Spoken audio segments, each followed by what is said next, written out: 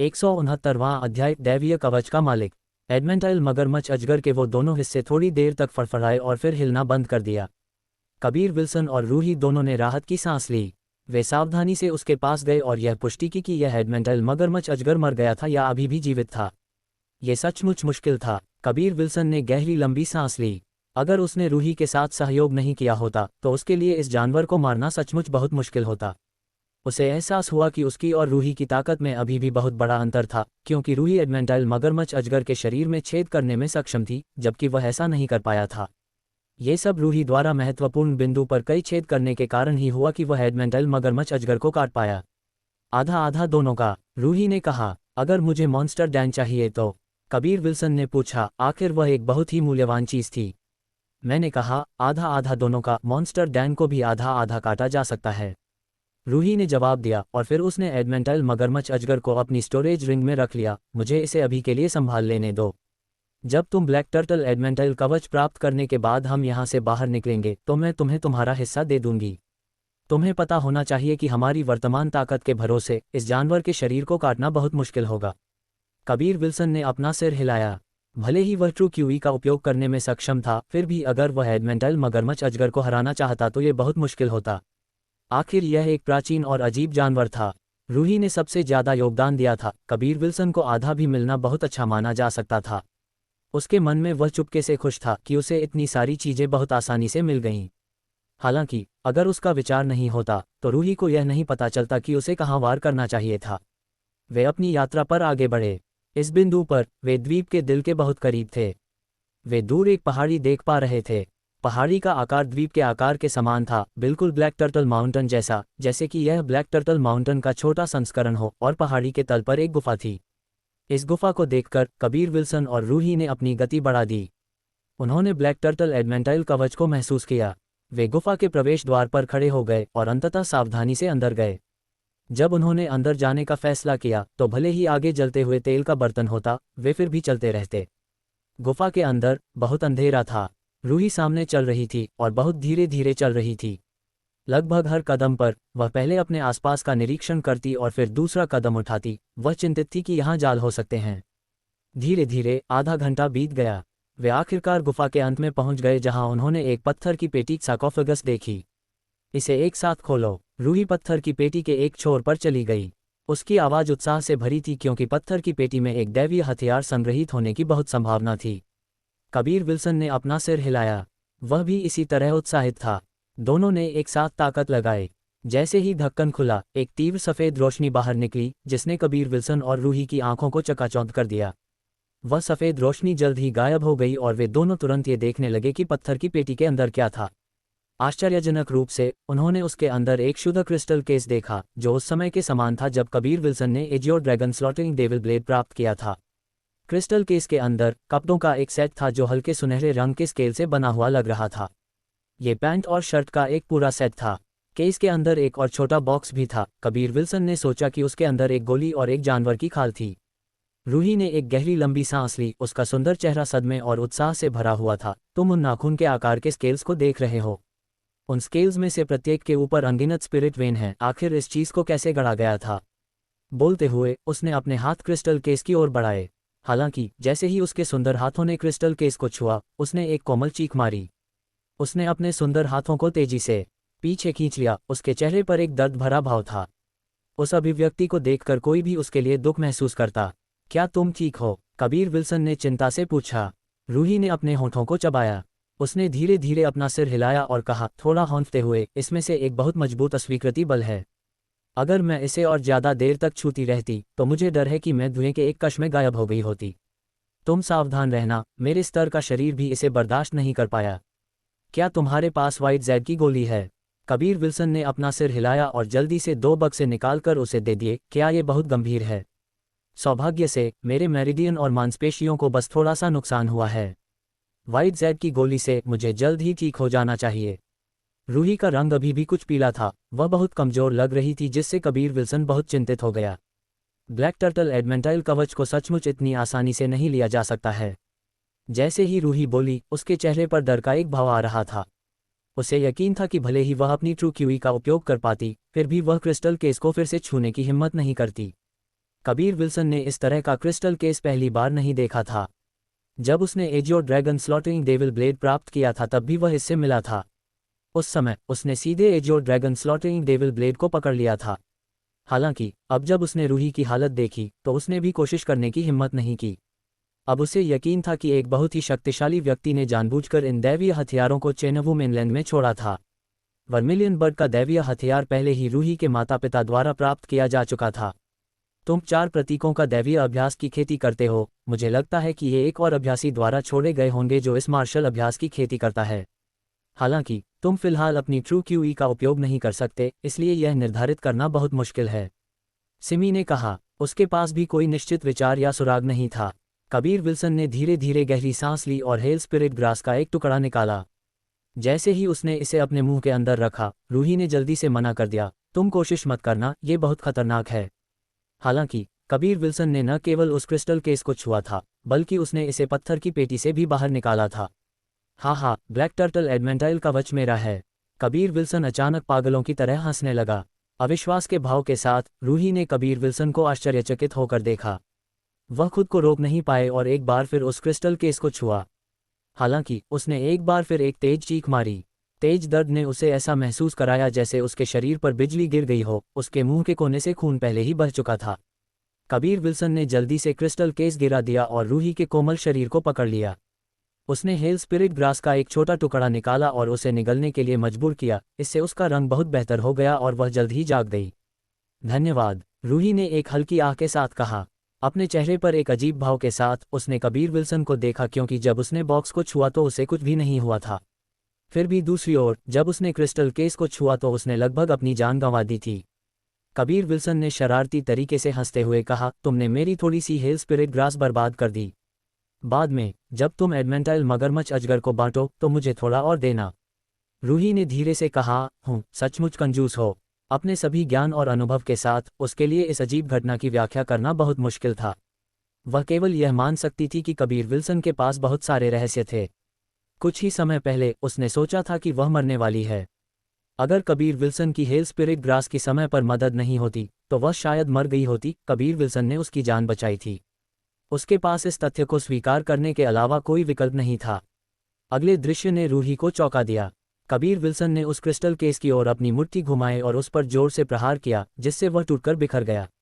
उसके बाद उसने उन मूल रूप से सील किए गए कपड़ों के सेट को उठा लिया। ब्लैक टर्टल एडमेंटाइल कवच को महसूस करते हुए कबीर विल्सन का पूरा शरीर हिल गया।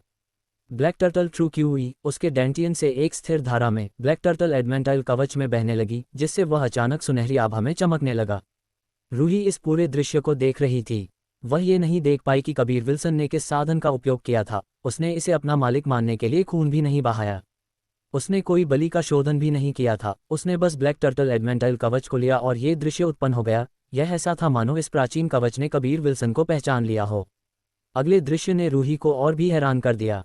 ब्लैक टर्टल एडमेंटाइल कवच से निकलने वाली सुनहरी रोशनी अचानक हिलने लगी, पानी की तरह। ये धीरे धीरे कबीर विल्सन के शरीर पर रेंगने लगी, जबकि कबीर विल्सन की आंखें बंद थीं। ऐसा लग रहा था कि वह एक अजीब अवस्था में प्रवेश कर गया था। रूही के होंठ थोड़े से खुले थे।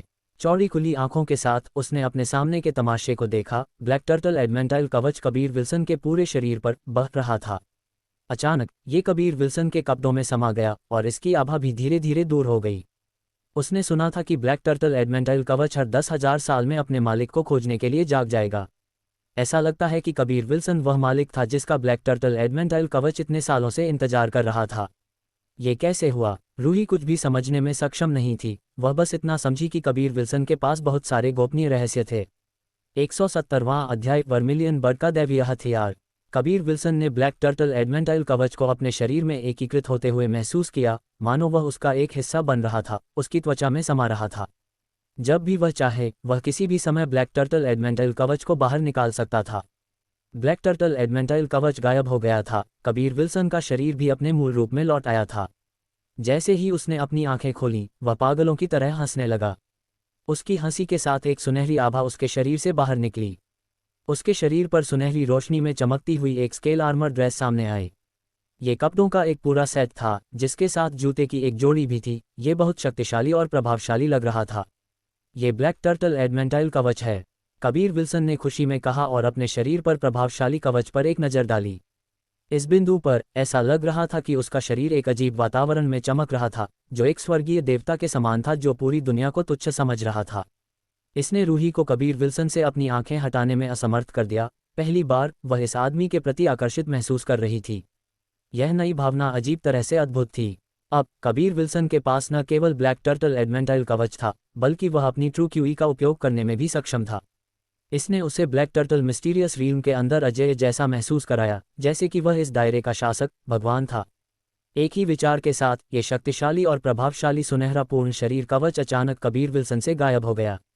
जबकि चकाचौंध रूही ने भी जल्दी से अपनी इंद्रियों को फिर से प्राप्त कर लिया और उसके कमजोर पीले लेकिन फिर भी सुंदर चेहरे पर लाल रंग का एक रंग दिखाई दिया।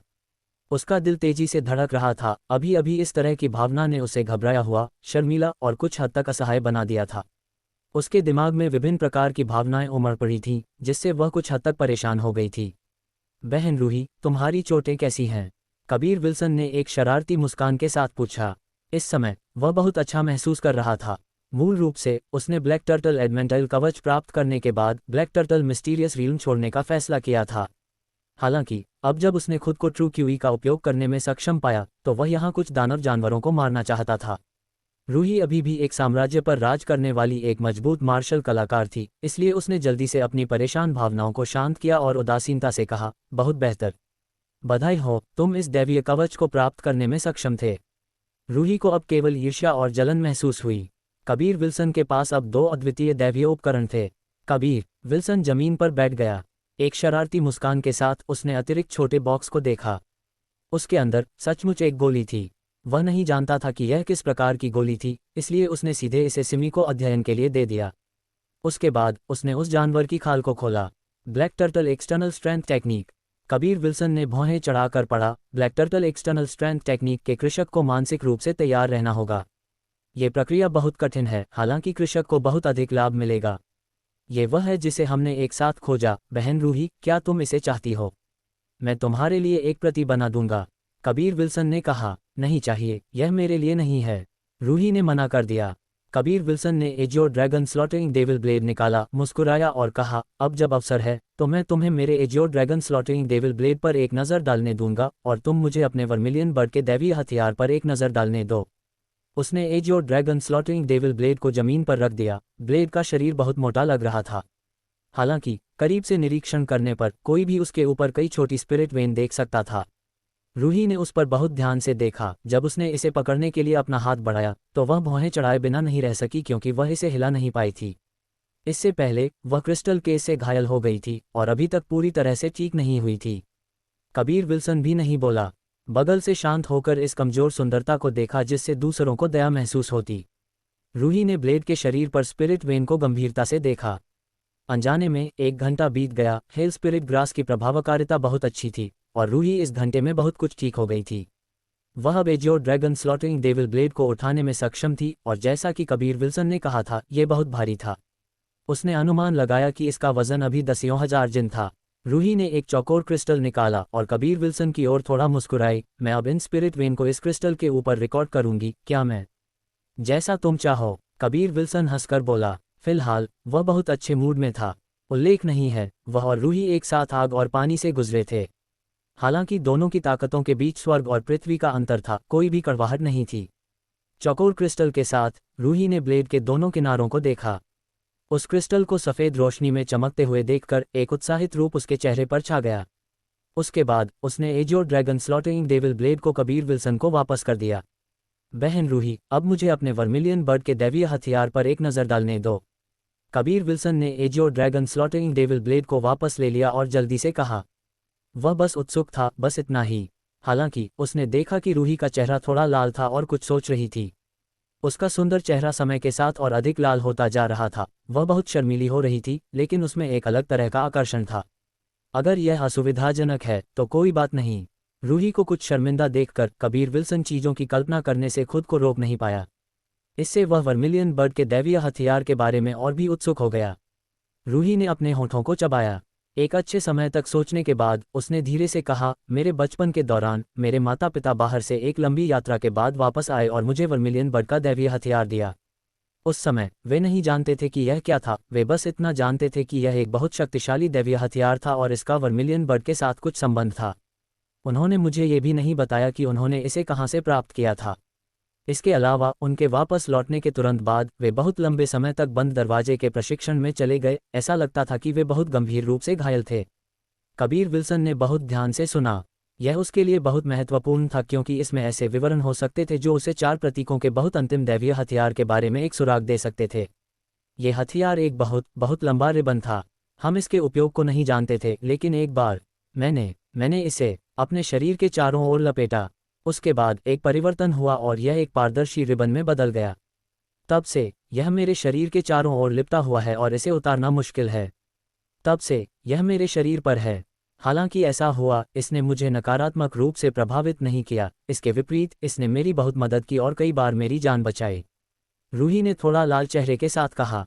कबीर विल्सन अब समझ गया कि रूही क्यों शर्मिंदा थी। आखिरकार वर्मिलियन बर्ड का दैवीय हथियार उसके शरीर पर था। इस बिंदु के बारे में सोचते हुए कबीर विल्सन का दिल थोड़ा हिल गया। एक पारदर्शी रिबन उसके शरीर के चारों ओर लिपटा हुआ था। ये बेहद मोहक लग रहा था। कबीर विल्सन ने रूही और उस प्रभावशाली छाती को घूरते हुए शरारती तरीके से हंसते हुए कहा, ये लगाम लगी हुई है, लेकिन फिर भी इतनी बड़ी हो सकती है। रूही ने एक स्नॉट मारा और कहा, हालांकि यह मेरे शरीर के चारों ओर लिपटा हुआ है, मुझे इसके अस्तित्व का एहसास नहीं होता है। जब यह पानी को छूता है तो यह गायब हो जाता है, जैसे कि यह पानी से बहुत डरता था। कबीर विल्सन ने जवाब दिया, कोई आश्चर्य नहीं, वर्मिलियन बर्ड आग है जबकि ब्लैक टर्टल पानी है। यही कारण है कि जब तुमने ब्लैक टर्टल एडमेंटाइल कवच को छुआ तो तुम्हें इतना बड़ा नुकसान हुआ। रूही ने भी सहमति में अपना सिर हिलाया। अब तुम समझते हो, तुम्हें एक नज़र डालने की अनुमति देना बहुत असुविधाजनक है। हालांकि मैं तुम्हारा फ़ायदा नहीं उठाऊंगी, लेकिन तुम्हें मुझसे वादा करना होगा, तुम इस मामले के बारे में बात नहीं कर सकते।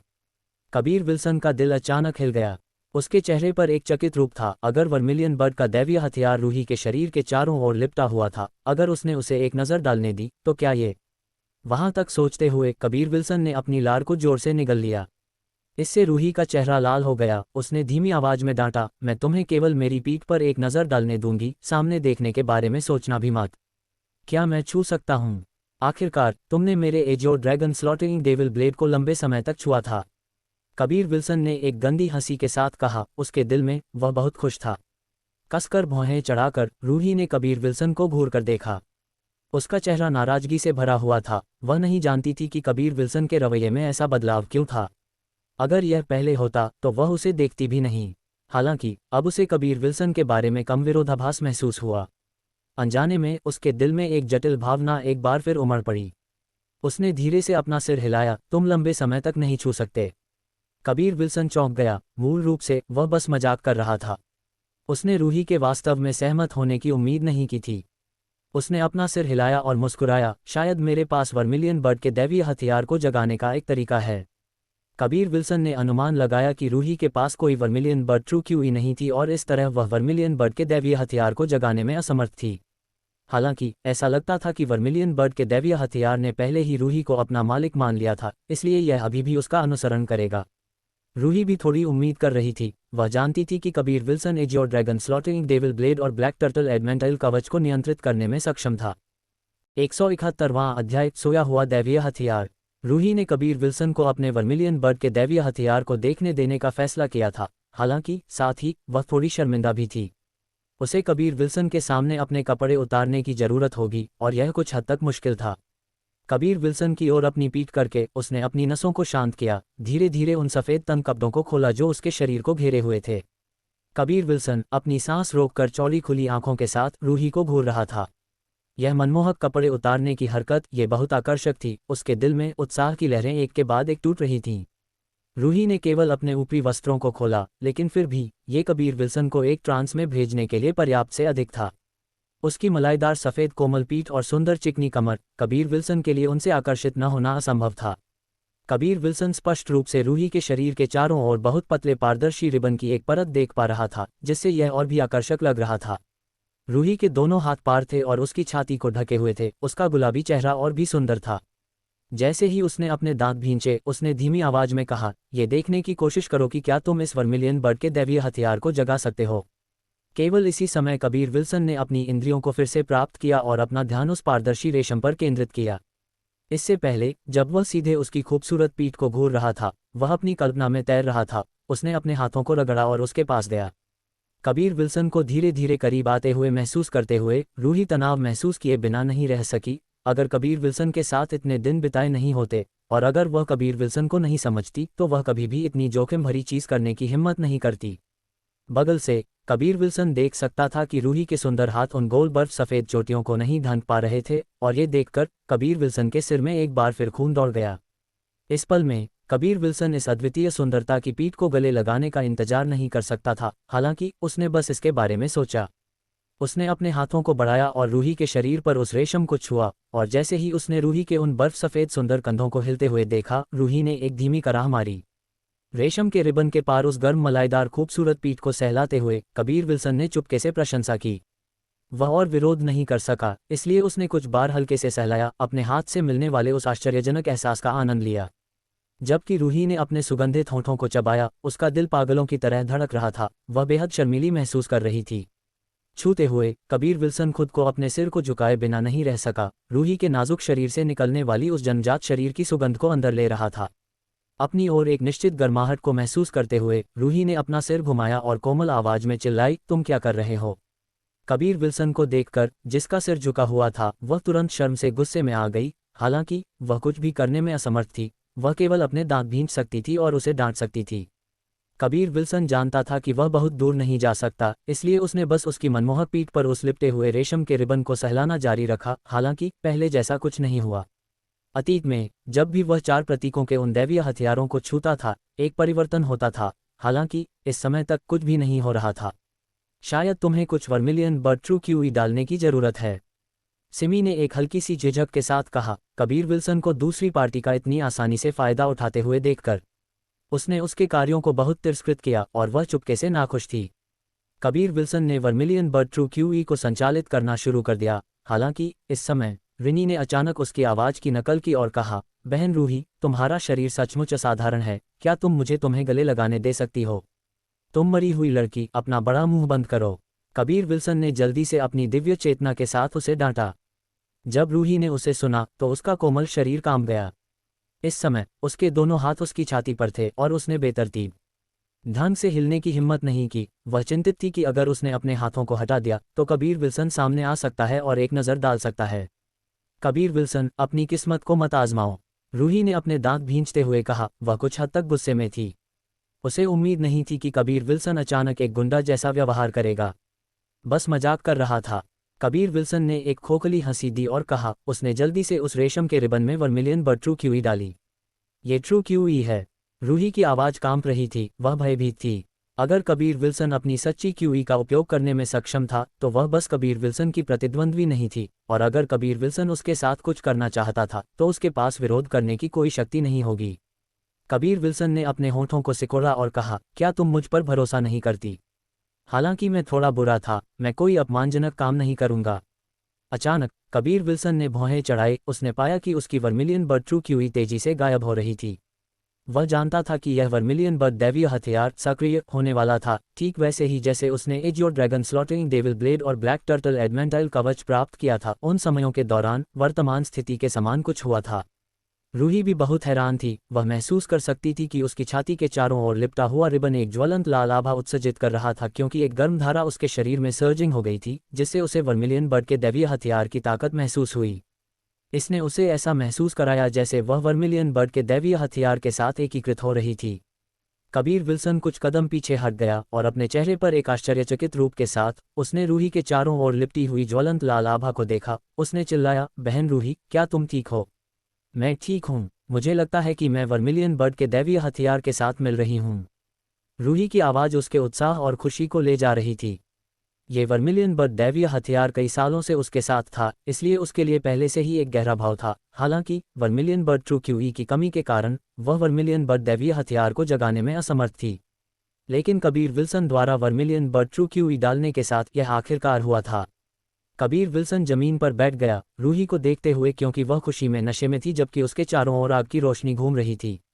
अपने दिल में उसने आह भरी। मूल रूप से वह 4 प्रतीकों के दैवीय हथियारों को इकट्ठा करने के बारे में सोच रहा था। हालांकि अब वर्मिलियन बर्ड दैवीय हथियार निश्चित रूप से उसके पास नहीं जाएगा। मुझे बिल्कुल भी कमी नहीं होनी चाहिए, मैं इसे खुद परिष्कृत करूंगा। कबीर विल्सन ने अपनी मुट्ठी भींची, दृढ़। वह जानता था कि इसमें उसे बहुत समय लगेगा। कबीर विल्सन, इस महिला को इतने सारे लाभ मिले, तुम्हें उससे थोड़ा इनाम देने के लिए कहना चाहिए। शायद नग्न होकर और तुम्हें एक नज़र डालने देना, या तुम्हें चूमना, या कुछ और। हे रिनी, इस छोटी ड्रैगन एस ने शरारती तरीके से हंसा, उसकी हंसी व्यंग्य से भरी हुई थी। तुम मरी हुई लड़की, तुम मेरे बारे में क्या सोचती हो? मुझे उसके लिए केवल पूर्ण प्रशंसा है, मेरे पास कोई दुष्ट विचार नहीं है। कबीर विल्सन ने धीमी आवाज में डांटा, तुम मेरा इंतजार करो, बेहतर है कि मुझे अवसर न मिले, अन्यथा मैं तुम्हारे छोटे से गधे को तब तक चाबुक मारूंगा जब तक वह सूझ न जाए। अच्छे लोग, मुझे डर है। ओह बहन सिमी, बहन भूमिका, तुम्हें मेरी मदद करनी चाहिए। रिनी ने जानबूझकर अपनी आवाज को डर से भर दिया, जिसने फिर कबीर विल्सन को चुपके से अपने दांत भींचने पर मजबूर कर दिया।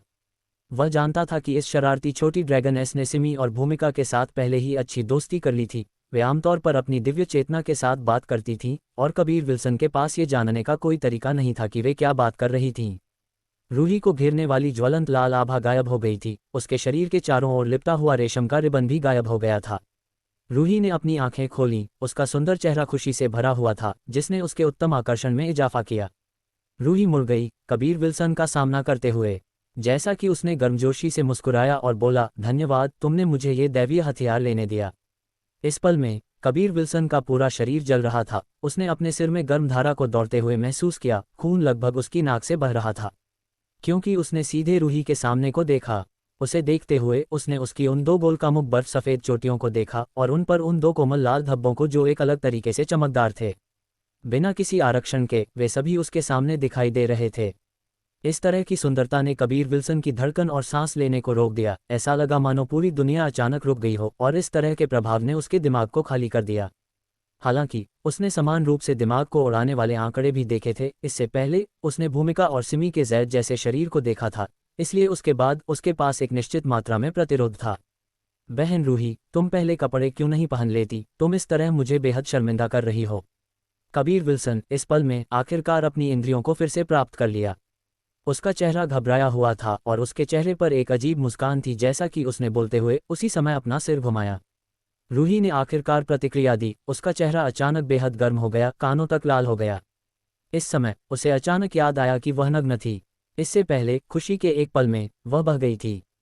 ऐसे शक्तिशाली दैवीय हथियार के साथ मिलकर उसने क्षण भर के सुख के एक उदाहरण में इस मामले को भूल गई थी। सदमे के बाद वह जल्दी से मुड़ गई और अपने कपड़े पहने। 172वां अध्याय, वर्मिलियन बर्ड की कोमल धागा। जो भी हो, रूही भी एक क्षेत्र में कुछ ताकतों की टाइकून थी। वह दसियों हजार साल जीवित रही थी, हालांकि वह किसी आदमी के सामने इतनी शर्मनाक कभी नहीं दिखाई दी थी। इस समय वह पहले की स्मृति को मिटाने का इंतजार नहीं कर सकती थी, क्योंकि यह सचमुच शर्मनाक था। हालांकि उसने चुपके से कबीर विल्सन को शाप दिया। ये कबीर विल्सन की गलती बिल्कुल नहीं थी।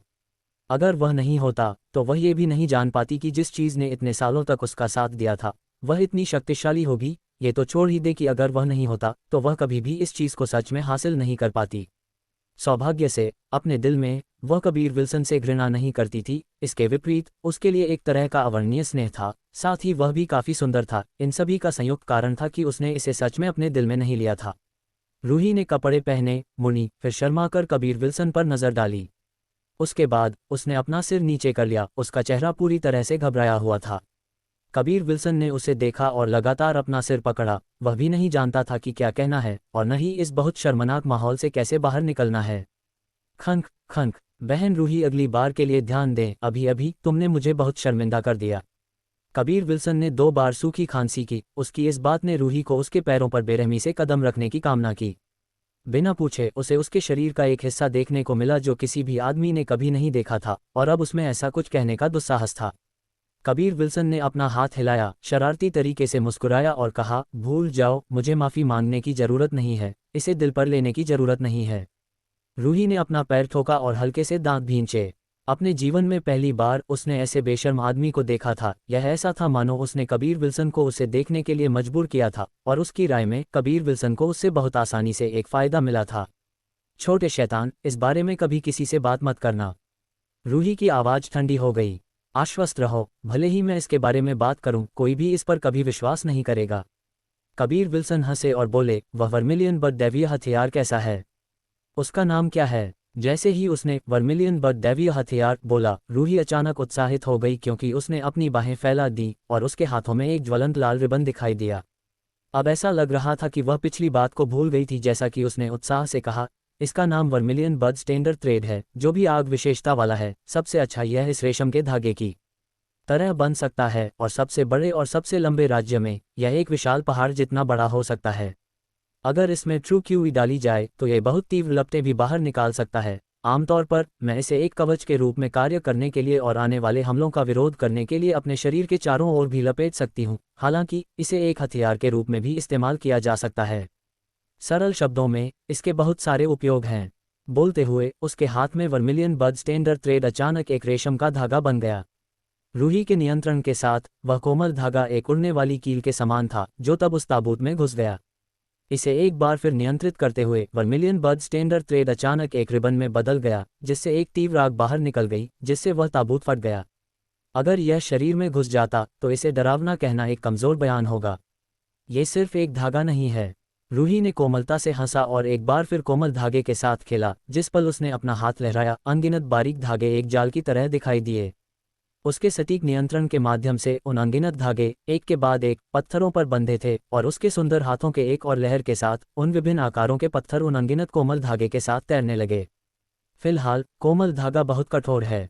रूही एक मीठी मुस्कान और उसकी आवाज में एक निश्चित चुलबुलापन के साथ बोली, जैसा कि उसने विभिन्न तरीकों से वर्मिलियन बड स्टैंडर्ड थ्रेड को नियंत्रित किया। कबीर विल्सन अपने दिल में बहुत चकित था। अगर किसी व्यक्ति को अचानक इन कई कोमल धागे के माध्यम से घुस गया तो क्या इसका मतलब यह नहीं होगा कि वह व्यक्ति उसकी हथेली के नियंत्रण में होगा। वर्मिलियन बड दैवीय हथियार का रूप उसके लिए इतना आश्चर्यजनक नहीं था, लेकिन इसकी शक्ति पूरी तरह से अप्रत्याशित थी। ये दानव जानवरों को पकड़ने के लिए बेहद उपयोगी है। रूही ने वर्मिलियन बड स्टैंडर्ड थ्रेड को वापस ले लिया। उसका माथा सुगंधित पसीने से भरा हुआ था, हालांकि वह बहुत खुश थी। रूही बहन, क्या तुम अपनी ट्रू क्यूई का उपयोग कर सकती हो? कबीर विल्सन ने पूछा। रूही ने अपना सिर हिलाया और संदेह से कबीर विल्सन को देखा। नहीं, मैं वर्मिलियन बड स्टैंडर्ड थ्रेड का उपयोग करने का एकमात्र कारण तुम्हारे द्वारा पहले डाली गई ट्रू क्यूई के कारण है। तुम अपनी ट्रू क्यूई का उपयोग कैसे कर सकते हो? इसके अलावा तुम्हारी ट्रू क्यूई बहुत खास है। मानो इस वर्मिलियन बड स्टैंडर्ड हथियार को जागने के लिए तुम्हारी ट्रू क्यूई की जरूरत थी। कबीर विल्सन मुस्कुराया। यह मूल रूप से मेरा गोपनीय रहस्य था, यहाँ तक कि कियारा भी इसके बारे में नहीं जानती है। ऐसा नहीं है कि मैं इसे बताना नहीं चाहता, बस इतना है कि मैं जिस मार्शल अभ्यास की खेती करता हूँ वह बहुत ईर्ष्यापूर्ण और बहुत प्रसिद्ध है। मुझे डर है कि यह कियारा के लिए परेशानी लाएगा, लेकिन मैं बहन रूही को बता सकता हूँ। बहन रूही बहुत मजबूत है, यही कारण है कि मुझे चिंता नहीं है। कबीर विल्सन ने पहले ही वर्मिलियन बड डिवाइन एक्सरसाइज को रूही को पास करने का फैसला कर लिया था। वैसे भी उसे लगा कि उसके और रूही के बीच कोई अंतर नहीं था, जैसे कि वे सबसे अच्छे दोस्त थे। यह उल्लेख नहीं करना कि उसे बहुत मजबूत और दुर्जेय मार्शल कलाकारों की जरूरत थी। इससे पहले कबीर विल्सन ने वर्मिलियन बड डिवाइन एक्सरसाइज को रोहिणी को पास कर दिया था। वह रोहिणी के जीवन को बचाने के लिए था। यदि तुम इस वर्मिलियन बड स्टैंडर्ड थ्रेड का बेहतर उपयोग करना चाहती हो तो तुम्हें इस मार्शल अभ्यास की खेती करने की जरूरत है। मैं अब इसे तुम्हें दूंगा। कबीर विल्सन जमीन पर बैठ गया और रूही को भी बैठने का संकेत दिया। रूही कुछ समय तक सोचने के बाद पूछा, क्या तुम इसे मुझे बस सिखाने जा रहे हो? कबीर विल्सन ने शरारती तरीके से हंसा और कहा, तुम सोचती हो कि मैं बदले में कुछ चाहता हूं? अगर ऐसा है तो क्या तुम मुझे चूम सकती हो? रूही ने एक कोमल सी झिझक के साथ कहा। गुस्से से कबीर विल्सन को घूर कर देखा। कबीर विल्सन के उसके शरीर को एक पल पहले देखने के बारे में सोचते हुए उसका चेहरा फिर से लाल हो गया। इस बार कबीर विल्सन ने पहले ही कुछ मंत्र सूत्र बोलना शुरू कर दिया था। रूही ने इसे जल्दी से लिखा और साथ ही वह बेहद हैरान थी। वह एक निर्वाण क्षेत्र की मार्शल कलाकार थी और वह स्वाभाविक रूप से देख सकती थी कि वर्मिलियन बड डिवाइन एक्सरसाइज कितना गहरा था। हालांकि यह बहुत गूढ़ था, फिर भी वह इसे अपेक्षाकृत समझ सकती थी। आधा दिन बीत गया। रूही ने वर्मिलियन बड डिवाइन एक्सरसाइज को पूरी तरह से याद कर लिया था। जैसा कि उसने कृतज्ञता से कबीर विल्सन को देखा, वह बोली, कियारा का एक बहुत अच्छा पति है। मुझे भी राहत मिली है। मैं सचमुच तुम्हारी आभारी हूँ। कबीर विल्सन मुस्कुराया और कहा, मुझे धन्यवाद देने की जरूरत नहीं है, तुमने मुझे पहले ही धन्यवाद दे दिया था। हे इसका उल्लेख मत करो या मैं तुम्हें मुक्का मारूंगी। रूही ने गुस्से में बोला। हालांकि कबीर विल्सन का चरित्र वास्तव में अच्छा था, फिर भी कुछ बुरे बिंदु थे, अन्यथा उसे कबीर विल्सन द्वारा तब तक कुतरा गया होता जब तक कि उसकी हड्डियां भी नहीं बचती। कबीर विल्सन ने अपनी थकी हुई कमर को फैलाया और कहा, चलो बाहर चलते हैं और एक नज़र डालते हैं। मैं कुछ दानव जानवरों को मारना चाहता हूँ। मैं तुम्हारी तरह एक रानी नहीं हूँ जिसमें किसी भी क्रिस्टल पत्थरों की कमी नहीं है। तुम जानते हो कि मैं एक रानी हूँ, फिर भी तुम मेरा सम्मान करना नहीं जानते। रूही ने दुख से जवाब दिया, किसने तुम्हें मेरे सामने रानी की तरह काम न करने के लिए कहा? कबीर विल्सन ने धीरे से मुस्कुराया और कहा। रूही ने बस एक कोमल झिझक के साथ कहा। उसने पाया कि वह कबीर विल्सन के सामने एक महारानी होने का जोखिम नहीं उठा सकती थी। ऐसा नहीं था, उसे अक्सर कबीर विल्सन द्वारा परेशान किया जाता था और कुछ ही शब्दों के साथ आसानी से धोखा दिया जाता था। वह खुद नहीं जानती थी कि वह इस युवा लड़के की क्रूरता को क्यों नहीं सह सकती थी, और वह उसके साथ कुछ भी भयानक करने के बारे में भी नहीं सोच सकती थी। इससे पहले उसने कबीर विल्सन के गुस्से का परीक्षण किया था, लेकिन वह कबीर विल्सन को उससे नफरत नहीं करना चाहती थी। जब वे गुफा से बाहर निकले तो कबीर विल्सन और रूही बहुत चौंक गए, क्योंकि बाहर अब पूरी तरह से अलग था। उनका स्थान अभी भी द्वीप था, हालांकि द्वीप के चारों ओर कई ऊंचे पेड़ों और विभिन्न प्रकार के खरपतवारों के मूल दृश्य के विपरीत अब सभी प्रकार की स्पिरिट जड़ी बूटियों ने आसपास को भर दिया था। यहाँ क्या हुआ है? कबीर विल्सन ने जमीन को देखा जो अब स्पिरिट जड़ी बूटियों से भरा हुआ था। अपने सामने के दृश्य के साथ वह हवा का एक घूंट लेने से खुद को रोक नहीं पाया। Metal spirit tree, 1000 when tree, प्रत्येक के 2 और उनमें से प्रत्येक पर 20 से अधिक फल थे। ये बिल्डिंग फाउंडेशन गोली को परिष्कृत करने के लिए सामग्री का हिस्सा थे। जुबान Zheng grass, 10,000 spirit tree, grand elemental tree, ये ट्रू एलिमेंटल गोली को परिष्कृत करने के लिए आवश्यक सामग्री थे। उनमें से टन थे और जमीन एक सफ़ेद चमक में चमक रही थी। ये वाइट जेड स्केलेटन ग्रास थी और उनमें से कई थे जैसे कि वे सिर्फ खरपतवार थे, हर जगह बढ़ रहे थे। 10,000 साल पुरानी जिनसिंग, 10,000 साल पुरानी ब्लड जिनसिंग, विभिन्न स्पिरिट घास और अन्य विभिन्न आमतौर पर इस्तेमाल होने वाली सहायक जड़ी बूटियां भी उनके सामने मौजूद थीं। वे खेतों में शलजम और गाजर की तरह थे, वे बस बहुत अधिक थे।